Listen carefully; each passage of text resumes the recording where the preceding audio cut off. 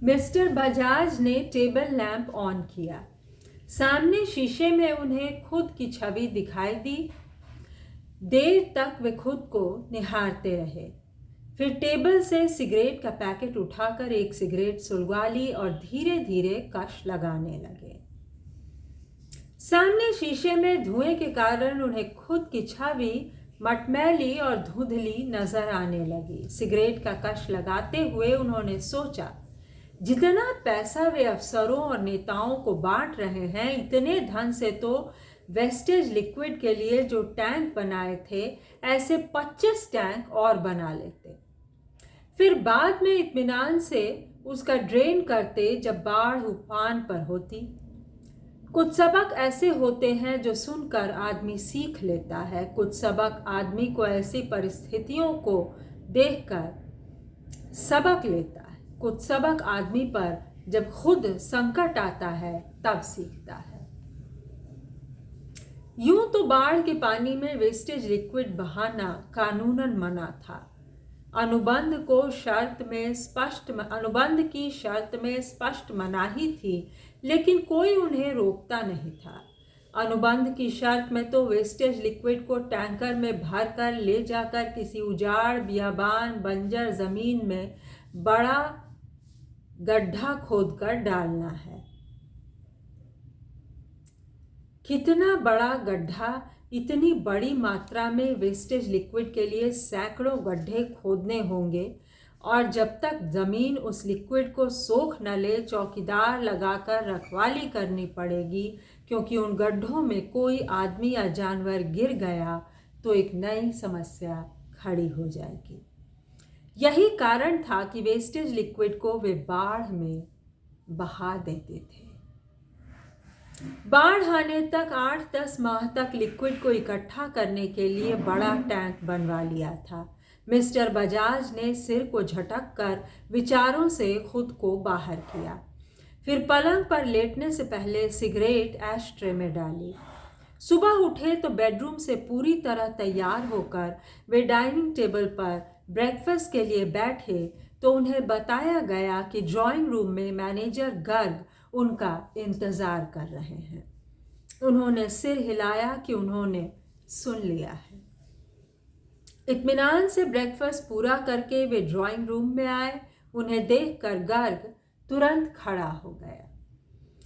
जब मिस्टर बजाज बैठे तब गर्ग के सोफे पर बैठा। वह भी मिस्टर बजाज का संकेत मिलने के बाद मिस्टर बजाज ने अपनी भवें उठाकर गर्ग को देखा। यानी क्या बात है, घर तक क्यों आए?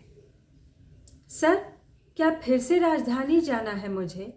मैंने ऐसा कहा क्या तुमको? मिस्टर बजाज का चेहरा निर्विकार था, लेकिन आवाज में हल्की सी तलखी थी।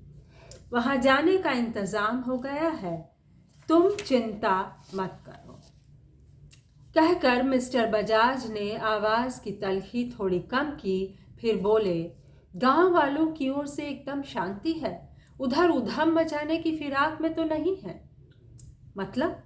मैं कुछ समझा नहीं सर, गर्ग ने पूरी विनम्रता से पूछा, ऐसे जैसे कहीं बात का मतलब न समझकर उससे अपराध हो गया है। मतलब यही कि कोई आंदोलन तो नहीं करने वाले? मिस्टर बजाज ने गर्ग की ओर देखे बगैर कहा। नहीं सर, वो जाहिल आदिवासी, वो क्या जाने आंदोलन वगैरह के बारे में, गर्ग ने खुशामदी स्वर में कहा। आजकल ऐसी स्थितियों से लाभ उठाने के लिए कई पार्टियां ताक में रहती हैं, मिस्टर बजाज ने तिक्त स्वर में कहा। सर, इतनी दूर 150 किलोमीटर चलकर वे शहर तक आएंगे कैसे? कोई साधन नहीं है, गर्ग ने कहा। साधन जुटाने वाले लोग मिल जाते हैं ऐसे समय। मिस्टर बजाज ने इस बार गर्ग की ओर देखा। सर, आंदोलन के लिए गांव में बचे ही कितने लोग हैं? 150-200 जनसंख्या वाले गांव में मुश्किल से 25 बचे हैं, गर्ग ने खुशी भरे स्वर में कहा। तो मिस्टर बजाज के चेहरे पर भी निश्चिंतता के भाव आए। उन्होंने एक राहत की सांस ली। फिर गर्ग से बोले, तुम इतने दावे के साथ कैसे कहते हो? सर, हमारी फैक्ट्री के चौकीदार को खबर रहती है, और सर सबसे ज़्यादा खुशी की बात तो यह है कि वो बचे खुचे 25 लोग भी गांव छोड़कर कहीं और जंगलों में या किसी पहाड़ पर चले गए हैं। गर्ग ने कुछ इस ढंग से बात कही कि राजा महाराजाओं का ज़माना होता तो शायद मिस्टर बजाज खुश होकर बख्शीश में हाथ की अंगूठी या गले का हार दे देते। अफसोस कि मिस्टर बजाज के चेहरे पर संतोष देखकर लगा कि यही सबसे बड़ा पुरस्कार है।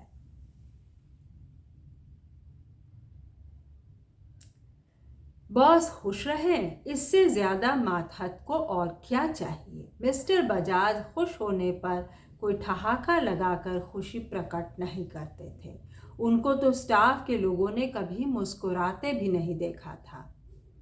उनके चेहरे पर आया संतोष ही मातहत के कार्य की सफलता है, और गर्ग इस बात को पहचानने में माहिर था। ऐसा भी नहीं था कि मिस्टर बजाज मुस्कुराते नहीं थे। दुनिया में, बल्कि इसी शहर में एक शख्सियत ऐसी भी थी जिसे यह गर्व पाने का सुख हासिल हुआ है, जिन्होंने मिस्टर बजाज को मुस्कुराते देखा है। नीना भार्गव, जो कहने को तो उनके ऑफिस में उनकी पीए थी, लेकिन सब कुछ थी। यदि मिस्टर बजाज कभी मुस्कुराते भी थे तो इसका श्रेय भी नीना को जाता था। उसकी देह एक संपूर्ण देह थी, ऐसी कि ऋषि मुनियों का तप भंग कर दे।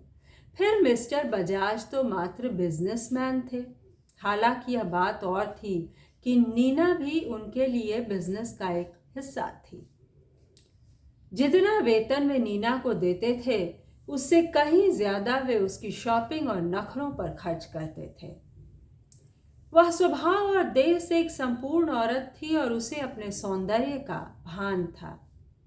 इसलिए वह चलने फिरने, उठने बैठने और बातचीत तक में एक संपूर्ण औरत होने का एहसास देती थी। मिस्टर बजाज पर भी वह अपना सौंदर्य किश्तों में और सोच समझकर खर्च करती थी। मिस्टर बजाज आज रात गए की अपेक्षा शाम को नीना के फ्लैट पर पहुंच गए थे। उनके फ़ोन करने और उनके नीना के फ्लैट पर पहुंचने के समयांतराल में नीना उन्हें बिल्कुल तैयार मिली, एकदम सजी धजी, जैसा कि मिस्टर बजाज को पसंद थी।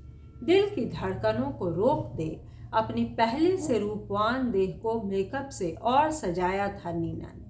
लाल शिफॉन की पारदर्शी साड़ी, जिसे थोड़ी देर बाद मिस्टर बजाज को उसकी देह से नोचकर फेंक देना था।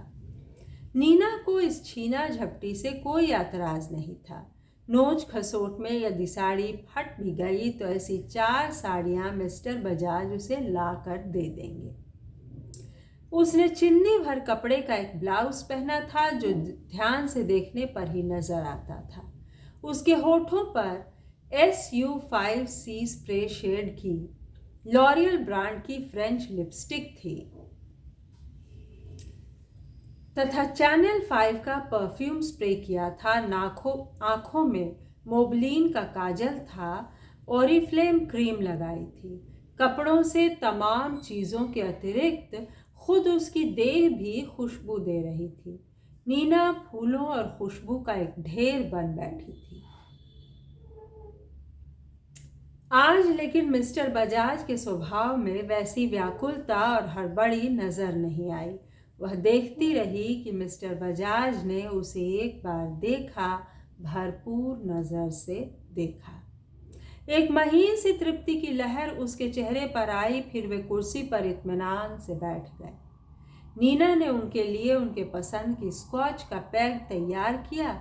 फिर वह बड़े से सोफे पर बैठे मिस्टर बजाज की गोद में बैठकर पैग मिस्टर बजाज के होठों से लगाया। मिस्टर बजाज ने एक घूंट लिया और आहिस्ता से नीना की खुली बांह को हल्के से सहलाया और नीना के हाथ से गिलास ले लिया।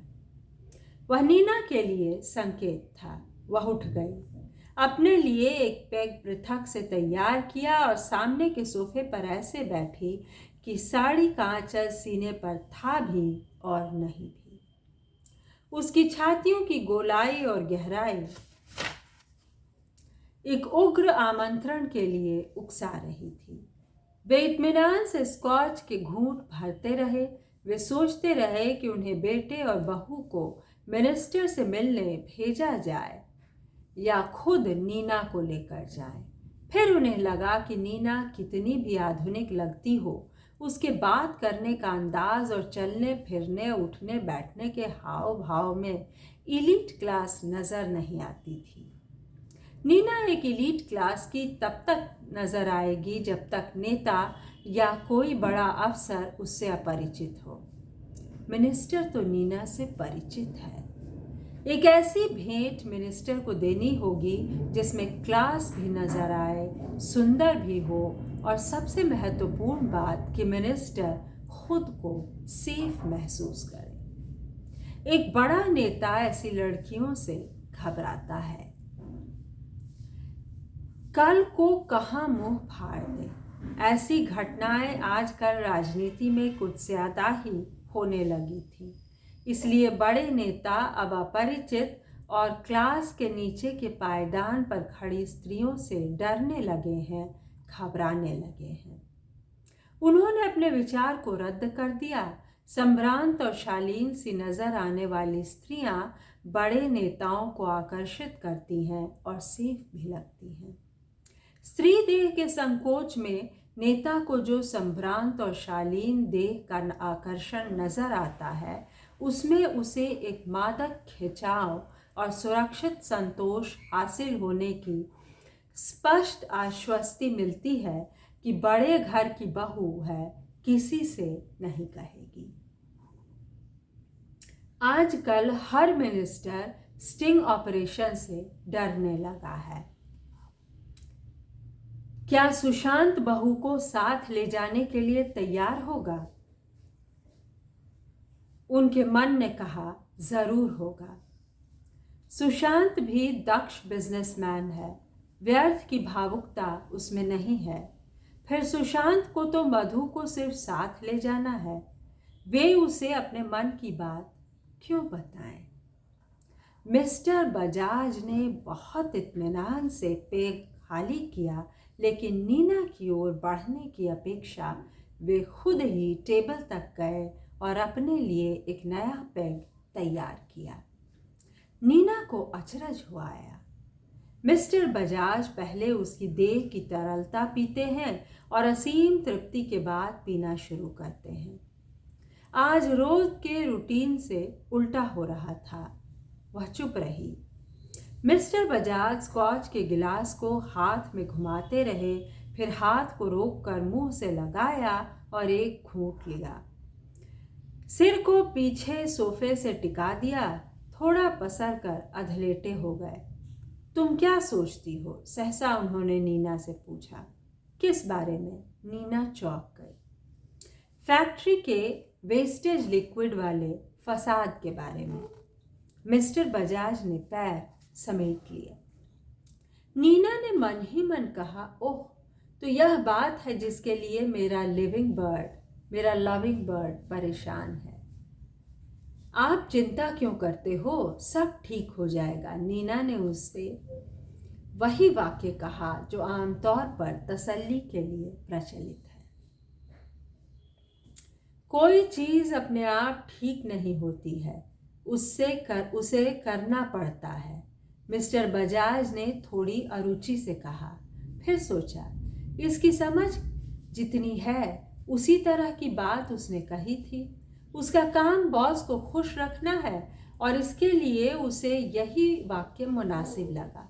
फिर मिस्टर बजाज ने सोचा, कहने वाले कहते हैं कि मौत का दिन तय होता है, जगह भी तय होती है। फिर उन आदिवासियों के भाग्य में ऐसे ही मरना था, तो कोई क्या कर सकता है? देखिए, ये है एक इंडस्ट्रियलिस्ट, एक करप्ट इंडस्ट्रियलिस्ट की भाग्यवादिता, और यही लोग भाग्य विधाता बनने लगते हैं। आपको याद होगा दोस्तों कि इस उपन्यास की शुरुआत एक ऐसे दृश्य से है जहाँ लोग भाग रहे हैं, जहरीला पानी पीने से मर रहे हैं, प्यास से लाचार हैं। किसी आदिवासी गांव का वर्णन है जहाँ ऐसा ही कोई लिक्विड वेस्ट किसी फैक्ट्री का शायद किसी जलाशय में जाकर मिल गया है। तो ये है भालचंद्र जोशी जी का उपन्यास प्रार्थना में पहाड़। और आपने देखा कि एक इंडस्ट्रियलिस्ट मिनिस्टर से उसकी साठ-गांठ, मिनिस्टर को कैसी स्त्री पेश की जाए कि उसकी चिंता, और मिनिस्टर की चिंता करने वाले हमारे जो इस उपन्यास के खलनायक अथवा नायक है मिस्टर बजाज, उनकी पीए नीना, सबका चित्रण कितना सशक्त है। तो दोस्तों, इस उपन्यास का मेरा एक छोटा सा पाठ सुनने के लिए धन्यवाद।